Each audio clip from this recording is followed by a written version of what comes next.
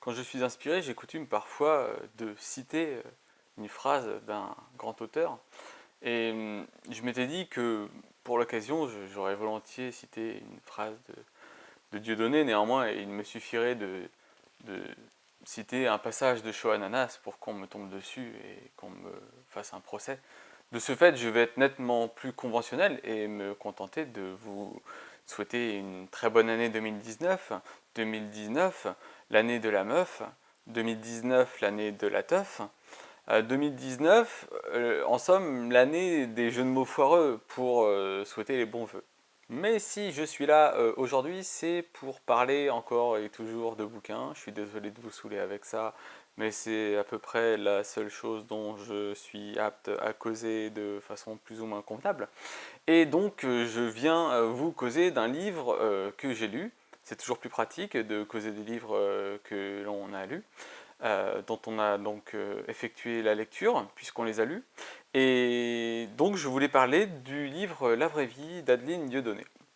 Alors tout d'abord, il faut que je précise que ce n'est pas le premier livre que je lis de Dieudonné, puisque j'avais déjà effectué la lecture des lettres d'insultes que Dieudonné avait publiées il y a quelques temps de cela, avec Tinius. C'était un livre dans lequel l'auteur recensait finalement toutes les lettres d'insultes qui lui avaient été envoyées, et là on avait le droit à tout un consortium d'injures racistes bien sûr, et de jurons qui renvoient à tout ce qui a trait à l'animalerie, que l'on estime, que d'aucuns estiment propre à certains gens de couleur.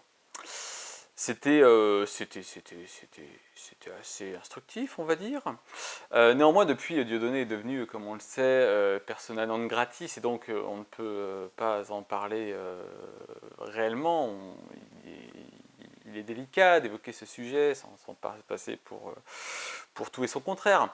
C'est si délicat que Dieudonné lui-même, finalement, a été contraint de changer d'apparence pour se permettre de publier un roman aux éditions de l'Iconoclaste. Ainsi, il apparaît désormais sous les traits d'une jeune femme blonde d'une trentaine d'années, belge, qui publie donc son premier roman, La vraie vie. Donc c'est un peu de ça que je vais causer aujourd'hui. Alors, La vraie vie, c'est un bouquin qui, dès les premières semaines de sa parution, donc c'est sorti à la rentrée littéraire de septembre 2018, ouais, dès les premières semaines, ça a été un carton fou, des centaines de milliers d'exemplaires de vendus, bah, tout le monde qui s'emballe, la presse, les blogueurs, bref, tout le monde s'est un peu saucé dessus. Le bouquin est apparu sur une liste de tout plein de prix littéraires. Et finalement, il est même parvenu à glaner le Renaudot des lycéens. Donc c'est très bien tout ça, mais ça nous dit absolument pas de quoi que ça cause. Alors de quoi ça parle? Ça parle de... En grosso modo, en fait, c'est un livre à la première personne, rédigé par une adolescente, qui nous raconte un petit peu son quotidien, qui est pas folichon. C'est même un peu glauque, une famille... Enfin voilà, la mère qui est complètement absente, qui contrebalance en fait avec un père qui est surimposant, qui fait de la chasse, enfin qui affiche, enfin qui tue des bêtes, quoi, il chasse forcément.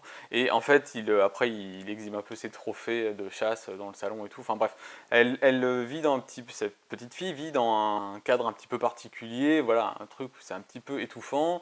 Et elle a la présence de ce petit frère qui lui permet enfin comment dire, bah, c'est-à-dire qu'ils sont ces deux enfants, donc ils essaient un petit peu de se serrer les coudes, même si elle a quand même ce devoir de protection un petit peu du petit frère, et c'est aussi ça qui l'a fait tenir, je pense. Mais on a quand même un récit qui est un petit peu, j'allais dire fantasque, ouais. C'est-à-dire qu'elle est un petit peu fantasque en son genre, mais c'est un peu glauque son côté fantasque, pardon. C'est-à-dire que c'est pas forcément ultra guilleret. Euh, Par rapport à un livre que moi je rapproche de celui-ci, qui est En attendant Bojangles. Les deux romans sont assez différents finalement, mais c'est quand même pas si éloigné l'un de l'autre, puisque on a dans les deux cas une narration qui est effectuée par un enfant, une narration donc, à la première personne. Et donc, qu'est-ce qu'on peut dire, qu'est-ce que j'avais retenu moi? Tiens, je vais consulter mes notes vite fait. J'avais noté, c'est que, en fait, narration juvénile, donc on a une espèce de parenté à ce niveau. Juvénile, mais pas tant que ça, je trouve, parce que des fois, au niveau du vocabulaire utilisé par Miss Dieudonné, on a parfois des mots un petit peu complexes, enfin, que moi, je ne connaissais pas. Voilà. Et parfois, on a un petit peu, je trouve, des petits mots comme ça qui m'ont un petit peu turlupiné. Alors bon, j'ai pas un vocabulaire exceptionnel non plus, hein, c'est peut-être moi le problème. Mais je trouvais que ça nuisait légèrement à la crédibilité du truc. Mais bon, ça c'est très très perso. Alors autant dire que moi je suis pas forcément allé au bout du livre. C'est pas un livre qui m'a franchement emballé. Mais alors là c'est très perso, hein, parce que moi je suis pas forcément adepte des, des romans justement où c'est un enfant qui cause. Ça me, je sais pas, je dois faire un blocage, il y a un truc qui doit pas bien se passer à ce niveau-là, puisque justement j'avais pas trop aimé Bojangles aussi, ça avait été aussi peut-être un écueil, je sais pas si c'est ce mode de narration qui me pose un problème, mais en tout cas ça m'avait posé un vrai souci pour apprécier la lecture. Et Bojangles, ça a beau faire quelque chose comme 150 pages, je m'étais quand même repris à 3 fois pour le terminer, quoi. Et là, bah, je n'ai pas terminé, pas parce que c'était atroce comme lecture, hein, c'est pas le propos, ça se lit très bien, enfin ça se lit facilement et tout, c'est juste que ça m'a pas fasciné outre mesure.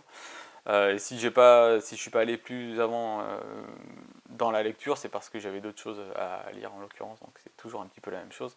De toute façon, voilà, c'est pas forcément ultra fréquent que je finisse les romans quand ils font plus de 150 pages. Mais en général, quand même, je tiens à le signaler dans mes chroniques, hein, pour un souci d'honnêteté. Ça évite de faire croire qu'on a lu un livre, on a trouvé un livre de 600 pages exceptionnel alors qu'on s'est contenté de lire la quatrième de couverture.